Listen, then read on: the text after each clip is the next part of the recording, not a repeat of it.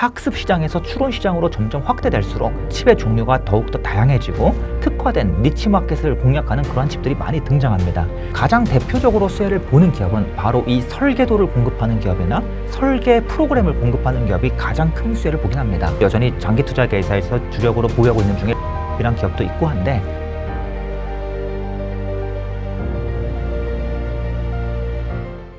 그러면 또 이 낸드 관련해서는 많은 분들께서 기업 정리가 잘 안 돼 있을 것 같은데 네. 혹시 대표적으로 SSD 관련해서 어떤 기업들이 있는 건지도 궁금하네요. 우리나라에서 가장 대표적인 낸드 플래시 관련주라고 하면은 당연하게도 파츠 기업들 중에 사실 우리나라의 이 소재 파츠 기업들이 대부분 낸드 플래시 쪽 비중이 훨씬 더 높습니다. 그 이유가 무엇인가 하면 이 반도체를 만드는데 소재 파츠 기술력은 사실 해외 기업들이 훨씬 더 뛰어나요. 우리나라 기업들이 대부분 후발 기업들입니다. 그래서 가장 쉬운 영역을 먼저 시작해서 먼저 사업을 확장하는데 공교롭게도 전체 반도체 중에 가장 트라이를 해보기 쉬운 영역이 낸드 플래시입니다. 낸드 플래시가 D램 또는 비메모리 반도체보다 더 만들기 쉽거나 진입이 쉬운 특징이 있습니다. 그래서 우리나라의 많은 소재 파츠 기업들이 낸드 쪽에 민감하고요. 그 중에서 특히 어떤 기업들이 좀 낸드 플래시 노출도가 높은가? 우리나라에서 식각 링 관련 기업들이 낸드 플래시 노출도가 높습니다. 뭐 대표적으로 하나 머티리얼스도 있겠고 월덱스 같은 기업도 있겠습니다만 최근에는 가장 좀 밸류에이션이 비교적 상대적으로 히스토리컬 밸류에이션이 낮게 형성된 기업으로는 TCK를 뽑을 수가 있겠습니다. 그리고 이제 또 대표적으로 소재 기업들 중에 뭐 동진 세미캠도 굉장히 유명한 포토레시스트 기업이죠. 뭐 EUV 포토레시스트도 개발하고 뭐 첨단 제품 많이 들고 나오는 기업인데 엄밀히는 이 기업도 낸드 플래시 쪽 비중이 절대적으로 높은 기업입니다. 그리고 또 이제 또 대표적인 기업으로는 우리나라 장비사 중에 테스라는 기업이 있습니다.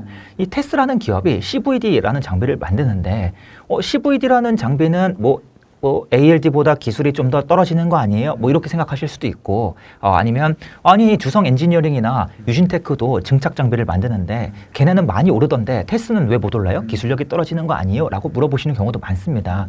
그런데 조금 차이가 있다면 주성 엔지니어링이나 유진테크는 특히 D램 쪽 노출도가 굉장히 높은 기업이고요. 테스는 낸드 플래시 노출도가 70% 이상인 기업이기 때문에 지금까지 상대적으로 더 소외가 될 수밖에 없었습니다. 왜?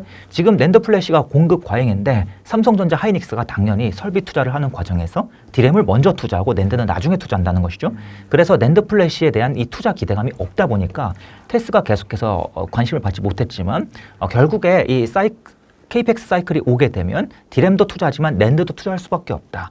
이 낸드를 투자하는 이유는 공급이 딸릴 것이기 때문이기도 하지만 낸드 플래시의 기술 변화를 따라가기 위해서도 또 투자가 필요합니다. 이 과정에서도 역시나 테스의 장비가 지난번처럼 또 팔릴 가능성이 매우 높기 때문에 지난번에 사이클이 반복될 가능성이 높은데 주가는 여전히 사이클의 바닥 구간에 있다라고 좀 말씀을 드려보겠습니다. 그 외에 제가 뭐 이 블로그에서 몇 번 코멘트했던 기업으로는 대표적으로 뭐 사이맥스 같은 기업도 엄밀히는 CMS를 통해서 낸드 플래시 쪽으로 제품이 많이 들어갈 것이고요. 그 외에 뭐 ENF 테크놀로지 같은 기업들도 낸드 플래시 쪽으로 계속해서 식각 소재를 활발히 공급하는 기업인데 반해서 주가는 여전히 바닥 구간에 있는 기업이라고 말씀드려볼 수 있겠습니다. 최근에 제가 또 보니까 이 낸드를 만들 수 있을 만한 업체가 뭐 대표적으로 삼성이 독보적이고 그 다음에 하이닉스, 마이크론이 있는데 마이크론과 삼성전자가 이 낸드 가격을 인상하겠다라는 이슈가 좀 나오더라고요. 그러면서도 삼성전자가 기존에는 한 15% 정도 올리려고 하다가 생각보다 기업들의 수요가 있고 요즘에는 또 개인 수요도 조금씩 회복하고 있더라고요. 그러다 보니 야 이거 가격 인상 25%를 좀 목표해도 되지 않을까라는 말까지 나오고 있어서 야 이게 확실히 낸드 시장 좀 훈풍이 슬슬 오는가 보다라는 걸 좀 느꼈거든요. 예, 맞습니다. 가격이 인상되는 그 모습도 지금까지의 모습과 다른 모습이기 때문에 분명히 긍정적인 이슈이지만 인상폭이 점점 높아진다는 그 이슈야말로 사실 더 긍정적인 이슈가 될 수 있습니다. 시장의 기대치보다 항상 서프라이즈가 나올 때 더 크게 반응하는 법이지 않습니까? 그래서 낸드의 흐름도 자연스럽게 긍정적으로 가고 있구나라고 생각이 들고요. 그에 반해서도 여전히 지금 낸드에 대한 관심도는 현저히 낮고 제가 작년 말부터 낸드 쪽 계속해서 말씀을 드렸는데 그때나 지금이나 사실 분위기 차이를 잘 못 느끼겠어요. 엄밀히는. 그래서 지금이라도 관심을 갖기에 충분한 기업들이 많다라고 좀 소개를 할 수 있겠습니다. 반도체가 본격적인 상승 사이클로 진입할 때 장비주가 먼저 간다. 그 다음에 소재 부품주가 따라간다라는 사이클이 있다라는 것도 저는 좀 생각을 해봤거든요. 그래서 요즘 들어서는 오히려 또 소재 부품주들이 바닥에서 올라오는 네. 그 상황들이 나오는 것 같은데 네. 본격적인 그렇다면 소재 부품주의 랠리를 앞으로도 기대할 수 있는 게 아닌가라는 생각을 좀 가져봤거든요. 어떻게 생각하시는지 궁금합니다. 맞습니다. 먼저 이 순서에 대해서 조금만 더 부연을 한번 좀 해보자면 보통 이 상승 사이클이 오기 전에 누가 제일 먼저 튀어오르는가? 보통은 테마. 그 시기에 가장 뜨거운 기술, 가장 핫한 기술, 그 이슈가 부각되는 녀석들이 먼저 오릅니다. 예를 들어서 뭐 삼성이 파운드리 사업을 확대한다라고 하면 파운드리 수혜 기업들이 먼저 쭉 오르고요. EUV가 도입된다라고 하면 EUV 펠리클 뭐 이슈 쭉 오르고요. HBM이 도입된다 하면 지금 HBM 쪽 매출이 거의 없는 기업이라도 일단 엮이면 무조건 쭉쭉 오릅니다. 테마가 제일 크게 오르고요. 그 뒤에 이제 삼성과 하이닉스가 오르고 그 이후에 이제 장비 기업 그리고 소재 기업으로 가는 순서가 만들어집니다. 그 외에 뭐 PCB나 일부 부가적인 서비스 기업들은 순서상 꼭 마지막에 온다는 보장은 없습니다만 요게 이제 순서상으로는 대체로 요 중후반 구간에 나타나는 경향이 강하게 나타납니다. 그런데 요 이야기가 꼭 반도체 이야기만은 아닙니다. 제가 2016년 제가 2015년, 16년 넘어가는 그 구간에서는 디스플레이 장비주에 투자했었고요. 2017년에는 디스플레이 소재 기업과 부품 기업에 투자한 적이 있었습니다. 역시나 장비 투자가 대규모로 이어진 이후에 증설이 확대되면 소재 부품의 수요가 늘어난다는 그 논리는 다른 산업에서도 적용되는 경우가 있으니까 한번 참고해 보시면 좋을 것 같습니다. 이 순서상으로는 소재 부품주에 당연히 주목하는 게 물론 맞을 수도 있겠지만 저는 그러한 내용들보다 조금 더 강조드리고 싶었던 내용은 방금 앞 질문에서 말씀드렸던 내용이에요. 소재 파츠 기업들 중에서도 무언가 조금이라도 HBM과 관련이 있을 것 같은 기업들은 먼저 튀어오른 녀석들이 있는 반면에 그렇지 낸드 플래시와 관련이 깊은 기업들은 못 올라있는 녀석들이 많습니다.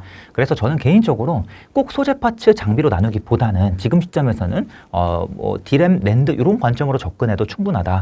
왜 그런가 하면 지금 유진테크나 주성 엔지니어링 같은 경우는 주가 레벨만 보면 이미 중반 구간을 지나간 모습이 나타났는데 여전히 테스 같은 경우는 초입에 불과한 그런 모습을 나타내고 있거든요.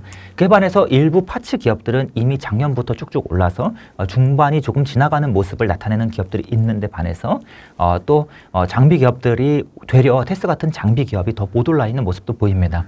그래서 저는 개인적으로는 소재 파츠 관점으로 접근하는 것도 좋지만 낸드 플래시 그 안에서도 낸드 플래시 관련 기업에 주목하면 더 좋겠다라고 한번 좀 의견을 드려보겠습니다. 이게 장비주만 봐도 HBM 수혜를 받아가지고 올라갔던 종목군들은 슬슬 좀 힘이 빠지는 것 같은데 많이 빠지죠. 네, 요즘엔 또 낸드 관련한 장비주들은 오히려 또 올라오는 경향이 또 있더라고요. 맞습니다. 지난번 사이클을 가만히 살펴보면 분명히 가장 뜨거운 기술이야. 그래서 우리가 제일 먼저 올랐어. 근데 실제로 매출이 별로 못 따라오는 것 같아.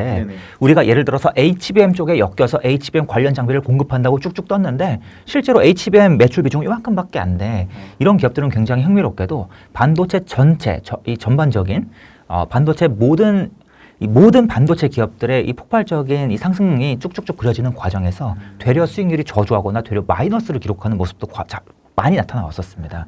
그래서 지금 솔직히 HBM 중요한 거 누구나 알고 있고 그렇죠. 인공지능 시장 성장한다는 거 아무도 이거 부인한 사람 없습니다. 네네.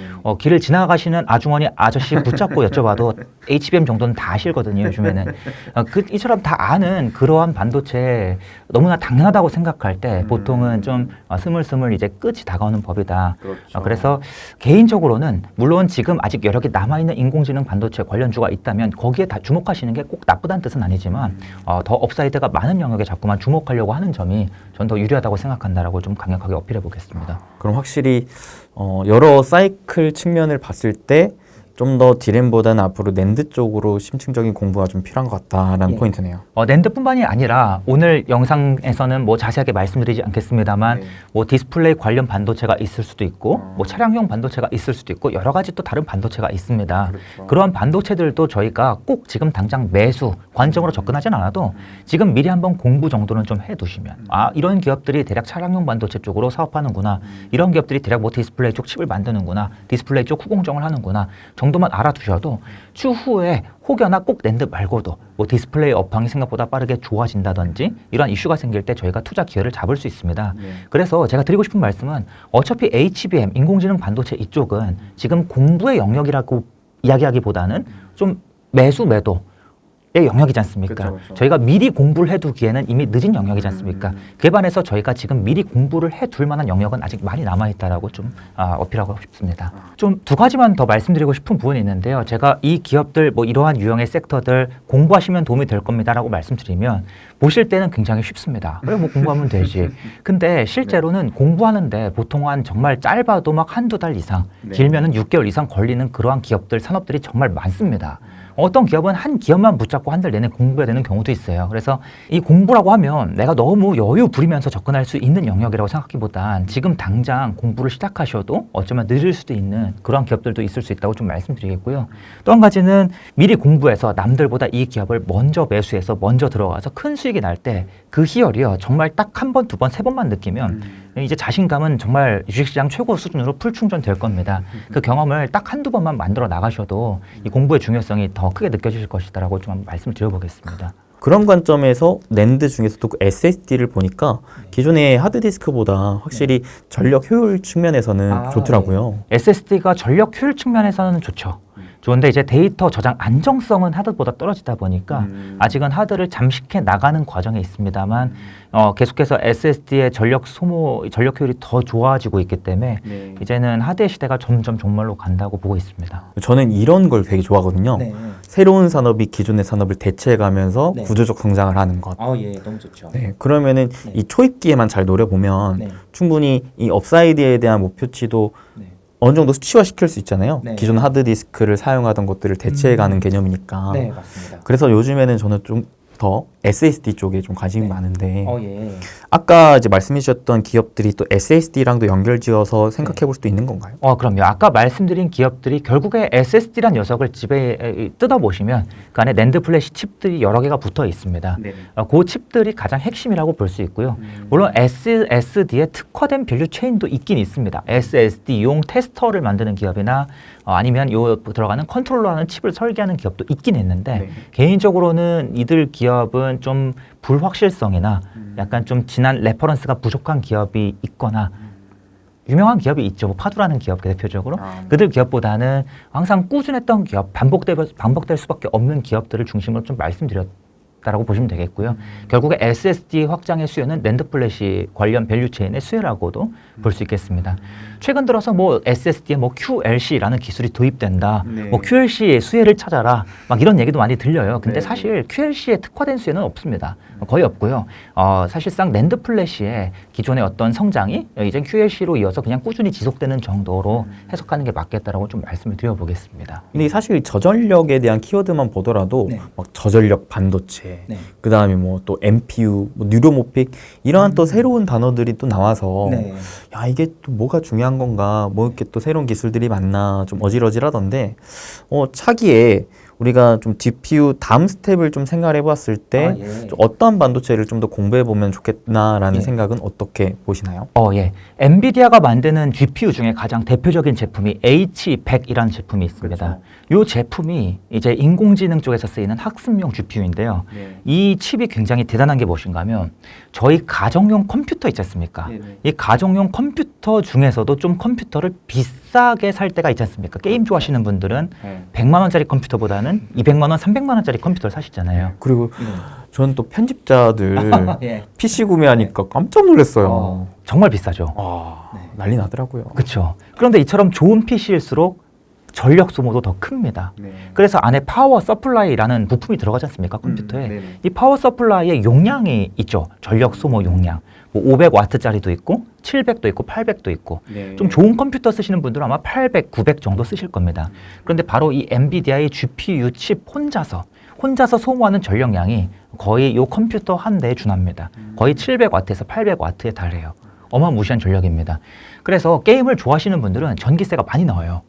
특히 게임을 맨날 자주 하시는 분들은 이 전기세가 진짜 5만 원 넘게 나올 수도 있습니다. 이 컴퓨터로만. 근데 그 정도의 전력을 이 GPU 칩 혼자서 다 해먹는다라고 보시면 되겠고요.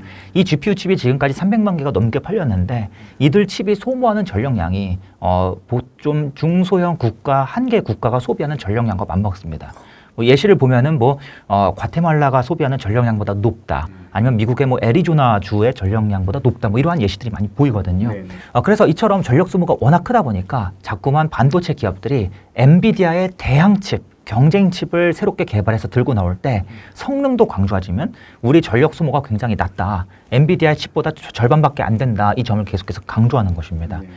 그래서 새로운 칩들이 계속해서 등장하고 있는데요. 굉장히 아쉽게도 이 엔비디아 GPU 칩을 대체할 수 있는 그러한 상황은 아닙니다.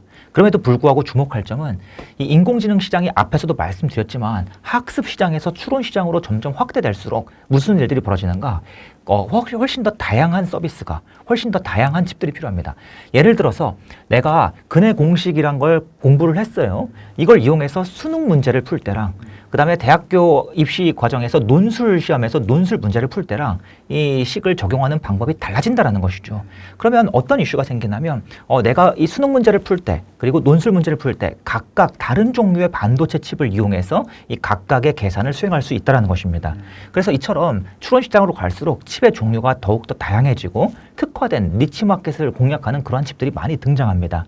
지금 AMD의 칩과 인텔의 칩도 이러한 시장을 공략한다라고 볼 수 있겠고요. 또 한 가지 나아가서는 이제 엔비디아의 GPU가 너무나 공급 부족이니까 그리고 전력 소모도 크니까 우리가 자체 칩을 개발할게. 누가? 구글이, 메타가, 마이크로소프트가 이들 기업이 계속해서 자체 인공지능 칩을 개발하려고 들고 나오고 있거든요. 이러한 칩들도 바로 이러한 영역에서 쓰일 칩들이다라고 좀 볼 수가 있겠습니다. 그러니까 요즘에 막 탈 엔비디아라고 하면서 기업들이 다 자체적으로 반도체를 만들려고 하는 니즈가 점점 강해지더라고요. 예, 맞습니다. 이처럼 특화된 기능의 칩을 만들면 좋은 점은 이 칩은 오직 특화된 기능만 수행하기 때문에 전력 소모를 대폭 낮출 수 있다는 것이죠. GPU는 정말 범용적으로 만들어진 칩이기 때문에 불필요한 기능을 자꾸만 반복적으로 수행하거나 아니면은 분명히 과부하가 걸리는 어떠한 연산 단계에서 집중적으로 칩이 돌아가면서 이 발열과 전력 소모가 더 커지는 문제가 생기는데 더 특화된 칩들의 수요가 늘어나는 그런 구간에 있다라고 좀 말씀을 드려보겠습니다. 그래서 사실 저는 이러한 시대의 흐름에 따라서 글로벌로 봤을 때는 퀄컴이라는 기업이 좀 수혜를 받을 수 있지 않을까라는 생각도 해봤거든요. 퀄컴도 사실 수혜를 볼 수 있는 기업이긴 한데요. 가장 대표적으로 수혜를 보는 기업은 엄밀히 말씀드리자면 바로 이 설계도를 공급하는 기업이나 설계 프로그램을 공급하는 기업이 가장 큰 수혜를 보긴 합니다. 특히 전력 소모를 낮추기 위해서는 칩을 설계를 하는데 우리가 흔히 칩을 개발한다라고 생각하면 이 칩을 정말 백지 상태에서 처음부터 개발한다라고 생각하시는 분들이 많으세요. 근데 그건 불가능합니다. 수많은 기업들이 새로운 반도체 칩을 개발할 때 백지 상태에서부터 시작하지 못합니다. 어느 정도 완성된 설계도를 사와서 짜집기해서 완성하는 그러한 구조로 가게 되는데 이때 이 원본 설계도를 어디서부터 가져올 것인가? 특히 암이라는 기업으로부터 많이 사옵니다. 암이 바로 이 저전력 설계도에 굉장한 강점을 가지고 있거든요. 그래서 이러한 기업들이 가장 큰 수혜를 보는 게 이제 일반적이고 거기에 더해서 이제는 수많은 기업들이 이 고사양 GPU에 버금가는 새로운 인공지능 칩들을 계속해서 설계하다 보면 당연히 이들 칩은 성능이 굉장히 높은 칩일 가능성이 높고 또 첨단 공정이 쓰일 가능성이 매우 높습니다. 흔히 얘기해서 40나노, 100나노 공정보다는 5나노, 3나노 공정이 쓸 가능성이 높다는 것이죠. 그러면 이러한 이 첨단 공정 이 과정을 설계할 때 이 설계도를 그리는 과정에서 설계 프로그램이 필요한데 이 프로그램이 당연히 더 비쌉니다. 고난이도 공정을 이용할수록 설계 프로그램도 훨씬 더 비싸져요. 그래서 케이던스, 시노시스와 같은 기업들이 설계 프로그램을 공급하는 과정에서도 이득을 본다라고 볼 수가 있겠습니다. 물론 퀄컴도 수혜를 보지만 퀄컴은 비교적 모바일 기기용으로 아직은 자체 칩을 중심으로 좀 확대는 경향도 없지 않아 있습니다. 그래서 이들이 워낙 설계를 하면 실질적으로 테스팅을 해야 되잖아요. 이게 반도체를 이 설계 돌면으로 실제로 만들 수 있는 건가 라는 거에 있어서 테스트를 할 때 필요한 또 그 소켓, 그러면서 그 소켓은 또 계속 쓰여지는 부품이다 보니까 좀 지속적인 수혜를 좀 받고 있는 것 같은데 그래서 실제 이 소켓 만드는 기업들의 주가도 차근차근 우상향을 하고 있더라고요. 맞습니다. 우상향을 해왔는데요. 아쉽게도 소켓 기업을 제가 참 좋아합니다. 제가 얼마 전에 ISC에 투자했을 때 블로그에 글 쓴 내용도 있었고 또 제가 지금도 여전히 장기 투자 계좌에서 주력으로 보유하고 있는 중에 리노공업이라는 기업도 있고 한데 아쉽게도 이들 기업이 소켓이 계속해서 수요가 늘어난다. 전방 시장이 커진다라는 점도 분명히 중요한 포인트가 되겠지만 꾸준히 성장하는 기업일수록 당연히 우리 투자자 입장에서 중요한 것은 이들 기업의 주식을 최대한 쌀 때 매수하는 것이 더 중요하거든요. 어차피 꾸준히 성장하는 기업은 주가가 어느 정도 성장할 업사이드가 비교적 정해져 있습니다. 그 와중에 업사이드가 더 커지는 구간과 더 작아지는 구간이 있는데 바로 무엇에 의해서 결정되는가? 밸류에이션에서 결정됩니다. 근데 아쉽게도 이들 기업은 제 기준에서는 밸류에이션이 이미 하단 구간 그리고 상단 구간을 기준으로 봤을 때 이미 중반 구간을 넘은 상황이기 때문에 좀 강력하게 추천 관점으로 말씀드리긴 다소 어렵고, 다만 이번 반도체 사이클이 끝나고 나서 이들 기업이 아무리 좋다고는 하지만 분명히 주가는 또 크게 떨어질 것입니다. 그때 여러분께서 한번 또 기회로 삼으시면 더욱 좋을 것 같다라고 좀 의견을 전해드리겠습니다. 저도 사실 개인적으로 리노공업이라는 기업을 되게 좋게 본 입장에서 예. 차트를 길게 들여다 보면은 네. 정말 예전부터 차근차근하게 우상향을 계속 반복해서 이어져 오고 있더라고요. 네, 맞습니다. 그래서 반도체 사이클이 좀 안 좋아졌을 때 그럴 때 참 안정적으로 사모으기 좋은 기업 중에 하나지 않나라는 네. 생각도 해봤거든요. 맞습니다. 이 리노공업이라는 기업이 지금 계속 좋은 이야기만 나오고 좋은 기사만 나올 것 같지만 반도체 사이클의 정점이 지나는 과정에서는 충분히 주가가 떨어질 만한 이슈도 많이 나옵니다. 얼마든지 그때를 기회로 삼으시면 좋을 것 같고요. 개발해서 나는 조금 단기적인 성향을 지향한다. 나는 뭐 진짜 뭐 한두 달 정도 투자를 지향한다라고 하신다면 여러분의 트레이딩 전략에 맞춰서 접근하시면 좋을 것 같습니다. 저는 개인적으로 한 종목을 사면 최소한 1년 이상은 보유하자주의이기 때문에 제 관점에서 말씀드렸다는 점을 좀 한번 말씀드려 보겠습니다.